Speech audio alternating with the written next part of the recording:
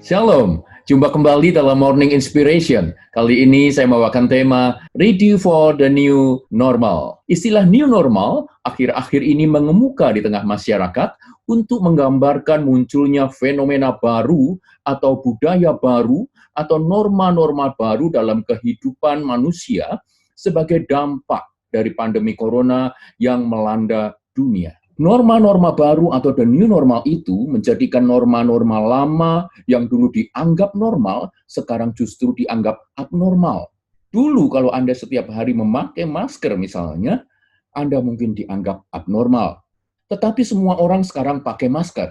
Kalau Anda sendiri nekat tidak pakai masker, Anda malah mungkin disebut abnormal.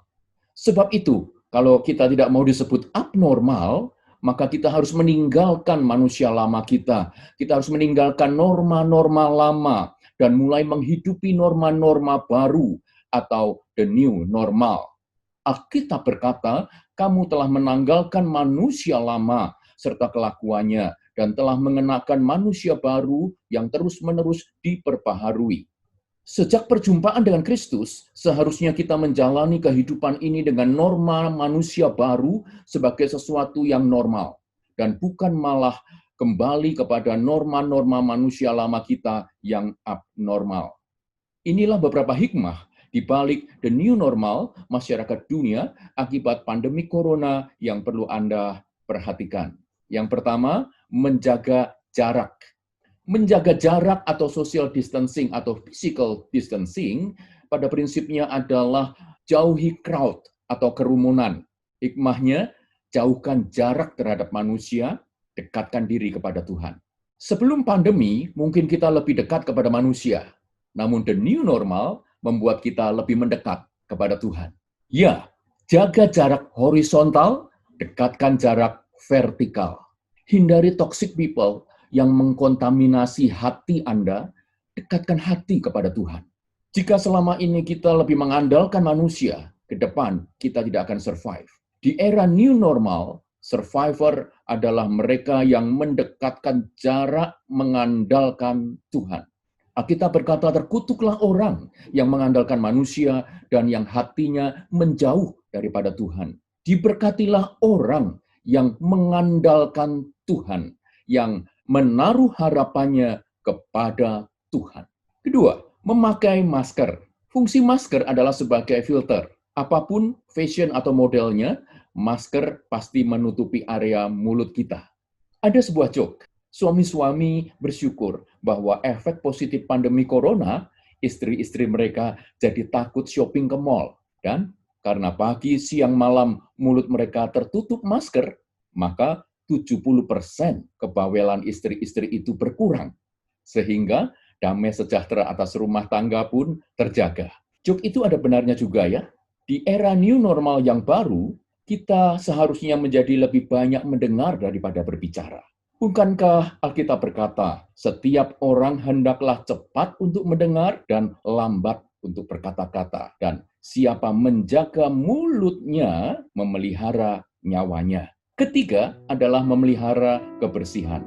Ritual rajin mencuci tangan akan menjadi sebuah kebiasaan. Mengantongi hand sanitizer dan kewajiban untuk menyediakan utilitas untuk membasuh tangan akan ada di mana-mana. Jika kebersihan jasmani itu berguna, apalagi kebersihan, kekudusan jiwa kita, bukan? Pastikan apapun yang kita perbuat, apa saja yang kita kerjakan dengan tangan kita, lakukan itu dengan kekudusan di hadapan Tuhan. Siapakah yang boleh naik ke gunung Tuhan? Siapakah yang boleh berdiri di tempatnya yang kudus? Orang yang bersih tangannya dan murni hatinya. Yang keempat di new normal adalah menguasai dunia digital. Pandemi corona memaksa masyarakat untuk menghindari kontak persentuhan dengan membiasakan diri berbelanja atau bertransaksi secara online, melakukan pembayaran atau payment secara cashless, dan menggunakan teknologi teleconference atau zooming untuk menyelenggarakan konferensi, seminar, ataupun meeting. Positifnya, hal ini akan memaksa masyarakat dunia termasuk Indonesia untuk lebih siap memasuki era revolusi industri 4.0. Jangan menghibah agar orang lain memaklumi bahwa Anda gaptek alias gagap teknologi. Persoalannya, di era new normal ini, Anda mau mengupgrade diri untuk survive ataukah Anda mau tereliminasi? Ada anggapan tentang eksistensi. Bila kita tidak eksis di dunia maya, maka kita dianggap tidak ada di dunia nyata.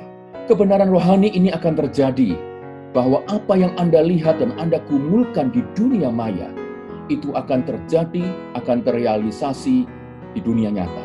Alkitab berkata bahwa peperangan kita bukanlah melawan darah dan daging, melainkan melawan penguasa-penguasa di udara.